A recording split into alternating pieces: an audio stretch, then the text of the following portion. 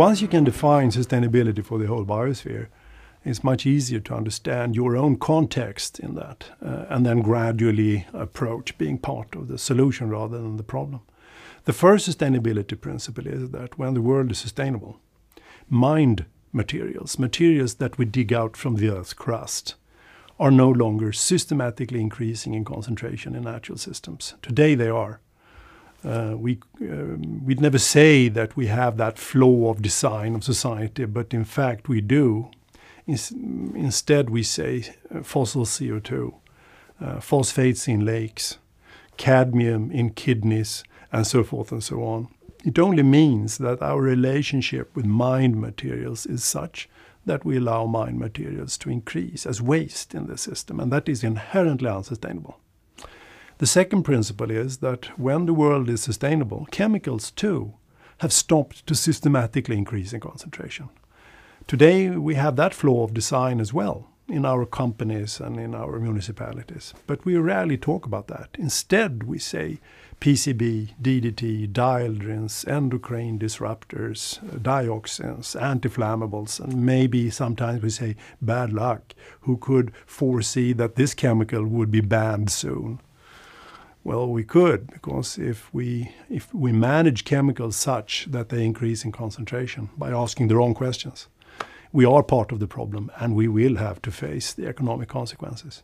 The third principle is that society is also organized such that we systematically erode or destroy natural systems physically with tools, not only polluting them from the two first principles, but with tools, encroaching more and more on natural areas by over-harvesting or putting asphalt on fertile land, or flawed ways of harvesting forests or cropland, allowing groundwater tables to sink more and more and more, and so forth and so on.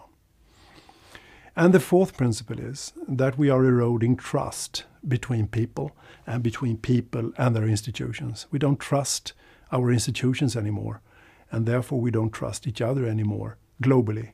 And that erosion of trust is erosion of the key element of the social system that keeps us together as a society. At a time when we need a functional social system more than ever to deal also with the ecological problems, we need trust. So in the future, we have trust between people and between institutions because we deserve it. So when people then design sustainable development, they are asking themselves, what are we in this organization? Where are we in the future when we are no longer contributing to that mined materials are increasing systematically in concentration, nor that chemicals do so, nor that we encroach physically on land by, for instance, buying wood or pulp from poorly managed ecosystems. And when we have trust amongst our employees and throughout our stakeholder and value chains and so forth, because we deserve it. What are we then? And then we have tested if those questions can trigger and spark smart redesign solutions in the heads of top managers and mayors and economists, and shown that it can. And thereby organizations begin to redesign themselves towards being part of the solution, earning money all the way, and avoiding bad luck with regard to costs